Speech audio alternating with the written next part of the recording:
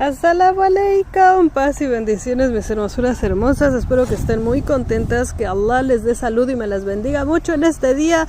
¿Las mujeres musulmanas son sumisas o son no sumisas? ¿Cómo son? Mitos y realidades sobre la mujer musulmana.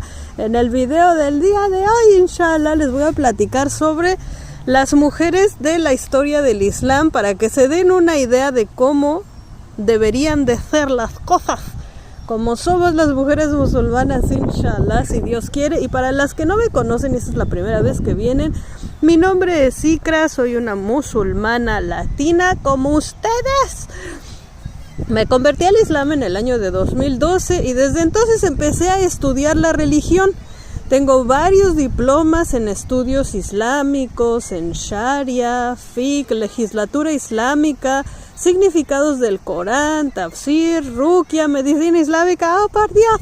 Y se los digo nada más para que tengan confianza de que yo estudio antes de platicar con ustedes, yo estudio, o sea que no nada más estoy así como que hablando por inspiración o porque se me dé la gana. No es que les diga lo que yo quiero, les enseño lo que yo he aprendido. No así es, o sea, no les enseño lo que yo hago, no es así como que lo que yo quiero y lo que yo diga. Les enseño lo que yo he aprendido para que juntas podamos aprender de esta hermosa religión y podamos hacer lo mejor para acercarnos a Dios, a Allah, nuestro creador. Dios, el único creador, el creador de todo lo que existe. Mis niñas hermosas, queridas y maravillosas, las mujeres en la historia del Islam, oh por Dios, les voy a contar algunas historias grandiosas para que se den cuenta que no hay un estereotipo, o sea, no hay un tipo de mujer musulmana que digamos, es que las mujeres musulmanas son así, no.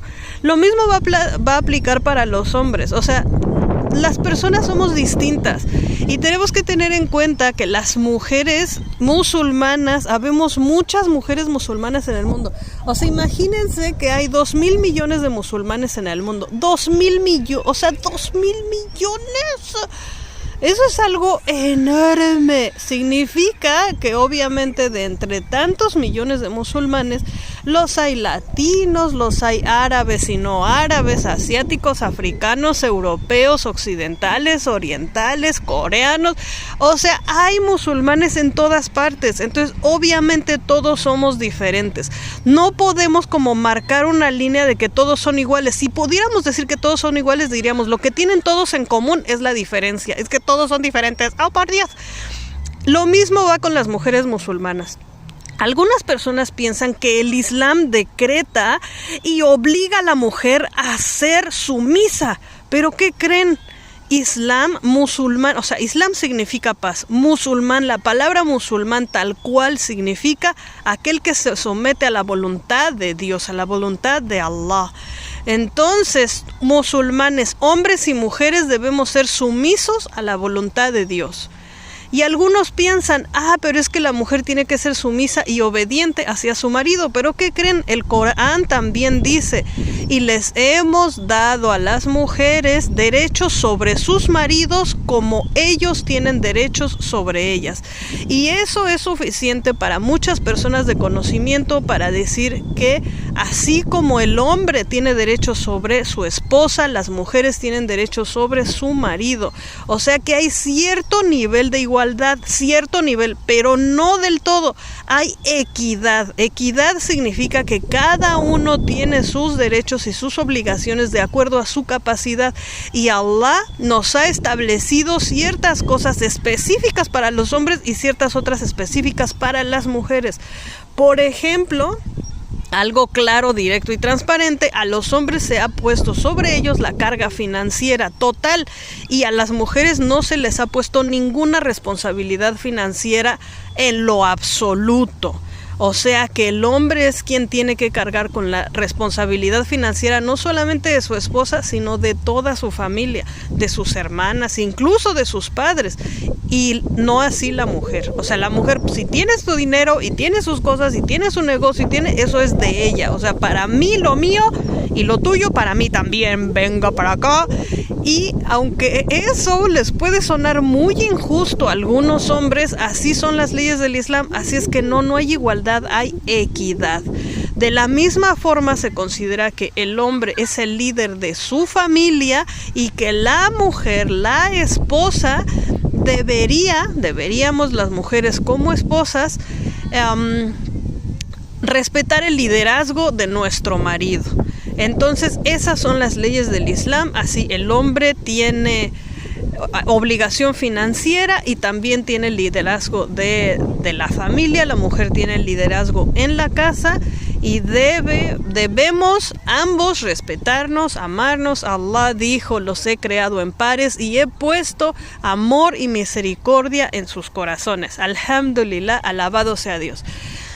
Entonces les quería contar algunas historias de las mujeres en los tiempos del profeta Muhammad, la paz sea con él, para que se den cuenta que esa misma diversidad la había antes y la hay ahora, y que no hay un estereotipo de mujeres que tengan que ser sumisas y débiles y pobrecitas. O sea, en realidad las cosas no son así en lo absoluto, o sea, de verdad que no.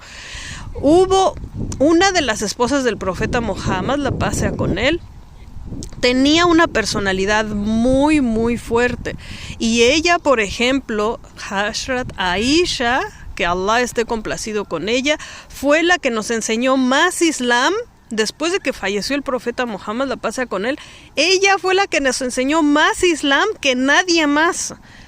Ella fue de quien se aprendía el Islam más que de cualquier otra persona, y es de las personas que han narrado más hadices. Hadices son narraciones de cómo vivía el profeta Muhammad, y fue ella quien nos narró más hadices de todos. Ella y otra persona. Pero, o sea, básicamente son como dos personas que narraron la mayor cantidad de hadices que existen en los libros. Hadices son las narraciones que nos indican qué es lo que hacía y decía nuestro profeta Muhammad, la paz sea con él. Y la persona que narró más hadices en la historia es Hazrat Aisha, una de las esposas del profeta Muhammad, la paz sea con él. Y cuando el profeta Muhammad falleció, o sea, el matrimonio que ellos tuvieron duró 13 años. Y después de esos 13 años, ella vivió otros 50 años más. O sea, imaginen que lo que ella aprendió durante esos 13 años de matrimonio con nuestro amado profeta Muhammad, la paz sea con él, lo aplicó durante los siguientes 50 años y enseñó la religión a hombres y mujeres por igual. A los hombres les enseñaba detrás de una cortina. Recordemos que hay ciertas cosas que son mandatadas, o sea, ciertas leyes que son exclusivas para las esposas del profeta. Entonces, a las esposas del profeta, que la paz sea con él y la bendición de Allah sea con toda su familia, debían permanecer en sus casas. Entonces todos se los traían a ellas. O sea, digamos que socialmente la sociedad se hacía cargo de ellas y ellas se quedaban en sus casas, todas ellas. Entonces también les puedo decir de Hazrat Aisha, la paz sea con el profeta Muhammad y con toda su familia. Aisha inició una guerra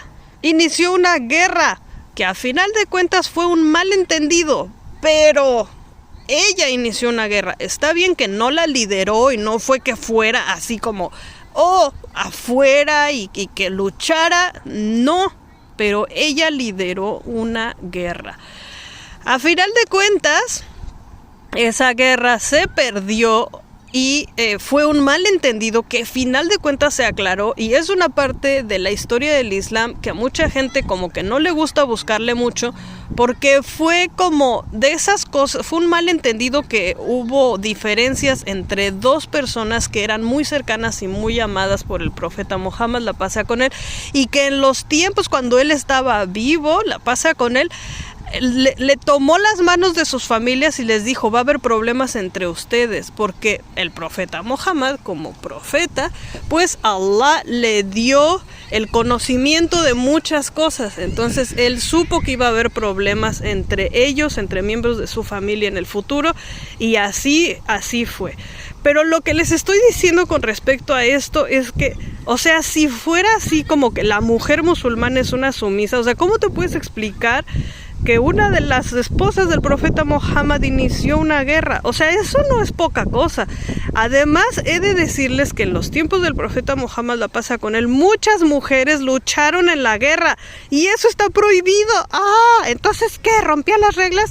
No es así, miren, las mujeres asistían al campo de batalla, pero se quedaban en los campamentos.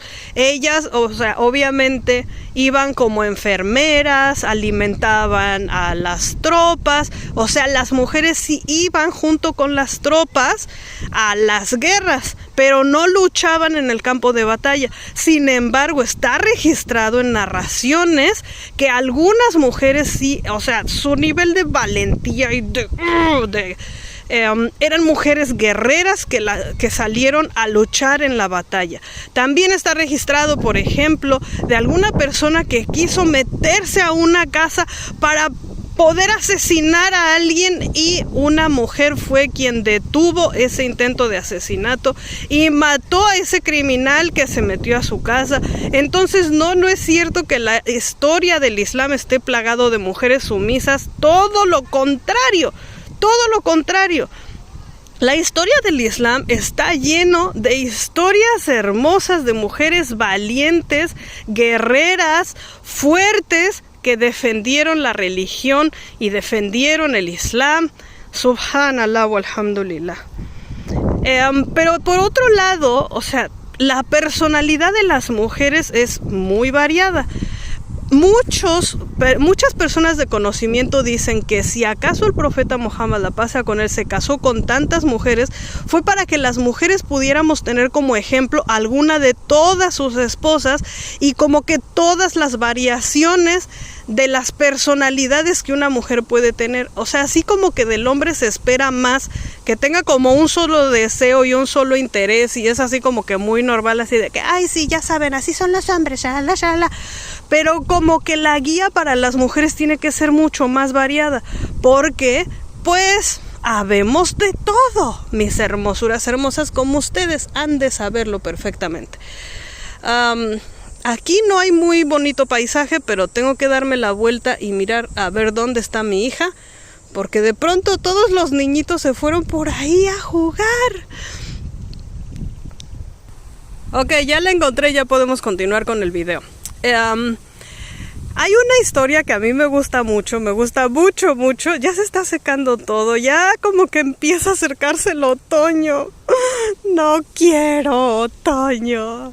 Amo la primavera y el verano, pero este verano hermoso ya se está terminando, ya todo se está resecando. Y como que no hubo mucha temporada de lluvias y de humedad, duró muy poquito tiempo. Oh, por Dios. Bueno, entonces vamos directamente al punto. Entre las esposas del profeta Muhammad, la paz sea con él, así como hubo heroínas guerreras, también las hubo mujeres muy femeninas y muy sumisas y muy tranquilas. Hay una historia muy bonita en donde salieron a pasear el profeta Muhammad y sus esposas. Normalmente cuando salía de viaje, ya fuera por negocios o por esto, por aquello, llevaba una esposa una vez, a otra esposa otra vez, y así funcionaba. Recordemos que el profeta Muhammad, la paz sea con él, su primera esposa, su nombre es Jadilla, que Allah esté complacido con ella, y cuando estuvo casado con ella fue su única esposa, y hasta que ella falleció, después de 3 años él se casó con otra mujer y después se casó con muchas más. Después de que él ya se había casado con todas sus esposas, algunos dicen que fueron 11, otros que fueron 9, otros que fueron 13, en fin. Cualquiera que haya sido la verdad histórica, se casó con ellas después de que enviudó. 3 años después de que enviudó, empezó a casarse nuevamente. Y está bien registrado que de quien estuvo más enamorado fue de su primera esposa, y en segundo lugar de su esposa Aisha, que fue, digamos, que su tercera esposa. Espero estar en lo correcto, pero bueno, en esto de la historia del Islam hay muchas cosas que no son así como que absolutas. Lo único que encontramos absoluto es el Corán, alhamdulillah. una de sus esposas era muy devota de él y lo cuidaba mucho y le encantaba como buscar. Había algo que al profeta Muhammad, la paz con él, le gustaba muchísimo y era la miel. Entonces cada vez que ellos salían de viaje, ella buscaba mieles de diferentes colores, de diferentes cosechas florales, de diferentes sabores, y ella como que tenía una amplia colección de miel que le gustaba para poder complacerlo a él. Entonces cada vez que la visitaba, ella le daba miel y él era muy feliz porque le gustaba muchísimo la miel. Entonces a ella le gustaba mucho como pues complacerlo con esto, complacerlo dándole miel de diferentes sabores. Entonces, o sea, esto es como tan tierno y tan romántico y tan bonito. Esto está registrado en el Corán, es algo, bueno, en fin. Pasaba mucho tiempo con ella porque le gustaba mucho. Ellos eran primos. Este es algo particular de ese matrimonio en específico. La única persona que se casó que era de su familia fue con ella en particular. Y es algo que a él le costó mucho trabajo tomar esa decisión, pero la decisión la tomó directamente Allah. Pues está decretado en el Corán que él se tenía que casar con ella, y bueno, se casaron y tenían una relación fantástica y ella buscaba mucho complacerlo con esto. Entonces eso despertó los celos ardientes de otras de sus esposas. Algunas personas de conocimiento que han analizado ampliamente las relaciones familiares del profeta Muhammad, la paz sea con él, dicen que había dos grupos entre las esposas del profeta, como que unas eran Hazrat Aisha y otras 4, y del otro lado estaban todas las demás. Entonces, digamos, las de este lado se pusieron celosas y se pusieron de acuerdo con que cada vez que el profeta Muhammad, la paz sea con él, visitara a esta esposa que le daba miel, que se llama Zainab. Si estoy mal, corríjanme en los comentarios. Eso es lo que yo conozco. He leído varias veces la historia del Islam, lo he estudiado varias veces, pero obviamente puede ser que me equivoque en algún dato. Según mi conocimiento, su nombre era Zainab y era su prima. Entonces ella le daba miel y no sé qué y disfrutaba mucho, y las otras esposas estaban muy celosas de que él pasaba mucho tiempo con ella y de que, o sea, cuando los escuchaban afuera estaban contentos, o sea, eran como muy felices juntos, y las otras esposas se enfadaron muchísimo, se encelaron muchísimo. ¿Y qué fue lo que sucedió? Que le empezaron a decir cada vez que regresaba él de la casa de Zainab a la casa de otra de sus esposas, su siguiente esposa le decía: ay, hueles muy feo.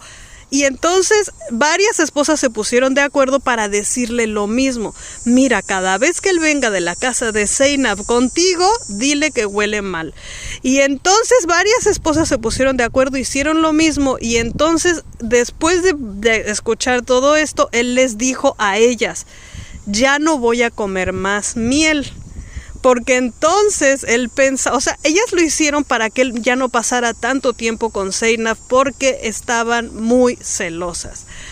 Lo que pasó fue que entonces vino una revelación divina de Allah, de Dios Todopoderoso, donde Allah le dice al profeta Muhammad, la paz sea con él: ¿por qué te prohíbes a ti mismo algo que yo he hecho halal, algo que yo he permitido? ¿Por qué te prohíbes algo que yo he permitido solo para complacer a tus esposas? Subhanallah, Allah es grandioso y es perfecto. Y entonces con esto Allah nos da esta guía de que cuando algo nos gusta a nosotros, creyentes musulmanes, no tenemos por qué prohibirnos eso por complacer a otra persona, ¿vale? Y después se descubrió este asunto de que las esposas se habían puesto de acuerdo y Allah Allah en el Corán viene un regaño hacia ellas de que no quiere que vuelvan a complotar entre ellas para hacerle pasar un mal rato a nuestro amado profeta Muhammad, la paz sea con él. Y entonces, bueno, así está decretado. No debemos complotar en contra de nuestros maridos, no debemos tratar de prohibirles a nuestros maridos algo que ellos disfrutan, mientras eso que ellos disfrutan es algo halal, es algo permitido, ¿vale? Entonces esto es algo muy bonito porque te habla por un lado como esta enorme complacencia que una de las esposas tenía lo tenían todas pues, pero también vemos como la naturaleza de las mujeres es que sean celosas, de que hagamos ciertas cosas que no siempre son permitidas, o sea que no siempre son buenas para nosotros y para nuestras familias. Entonces de todos estos ejemplos debemos aprender. Por un lado, a no complotar con el marido, es un pecado muy grave. Por otro lado, aprender a ser como más dadivosas, aprender a tratar de complacerlo, y eso es de los dos lados. O sea, también debemos elegir bien a un esposo que sepamos que es bueno, que nos va a cuidar, que nos va a tratar de complacer, porque eso es para ambos. Allah habla del matrimonio como ustedes son una vestidura para ellas y ellas son una vestimenta para ustedes. O sea, habla del matrimonio como una ropa que utilizamos. Es algo tan bonito, tan romántico, tan hermoso, voy a llorar.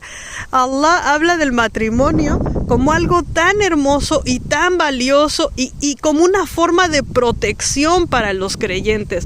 Entonces cuando hablamos como de complacer a nuestros maridos, estamos también hablando de que el marido también busque complacer a su esposa. Recuerden que también hay narraciones donde algunas esposas en aquellos tiempos del profeta se quejaban de, mi esposo es demasiado devoto, reza demasiado, ayuna demasiado y no me pone atención. Otras mujeres se quejaron de que no les pone atención en la intimidad y el profeta Muhammad, la paz sea con él, regañó a esos hombres y les dijo, yo que soy tu profeta, yo rezo a tiempo y ayuno y también no ayuno, rezo a veces en la noche y a veces no rezo de noche y paso tiempo con mis esposas y soy justo con ellas. Entonces este es un ejemplo también para los hombres. Los hombres también deben buscar ser justos y complacer a sus esposas. No es algo que sea como en una sola dirección y que sea algo que sea solo para ellas y no para ellos. Es algo que debe ser mutuo, la misericordia y el amor en el matrimonio.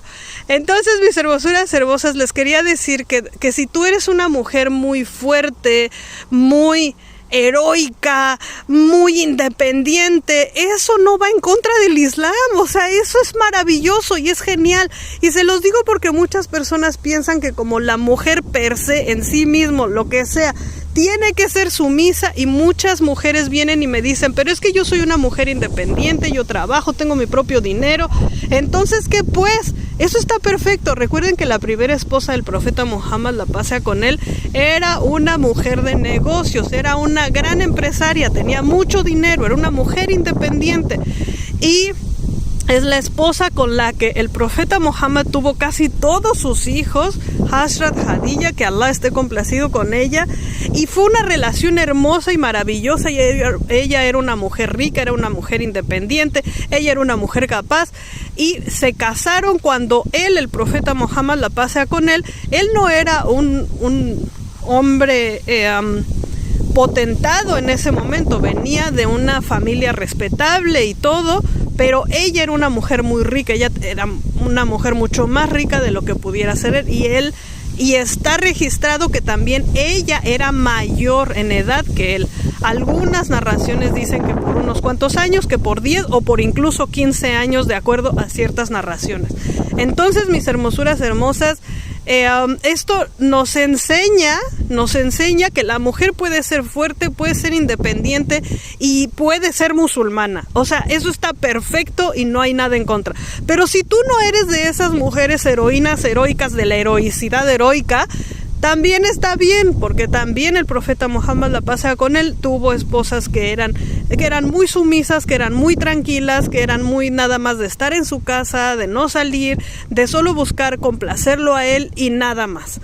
Entonces, o sea, hay espacio Para cualquiera que sea tu personalidad, hay espacio dentro del Islam.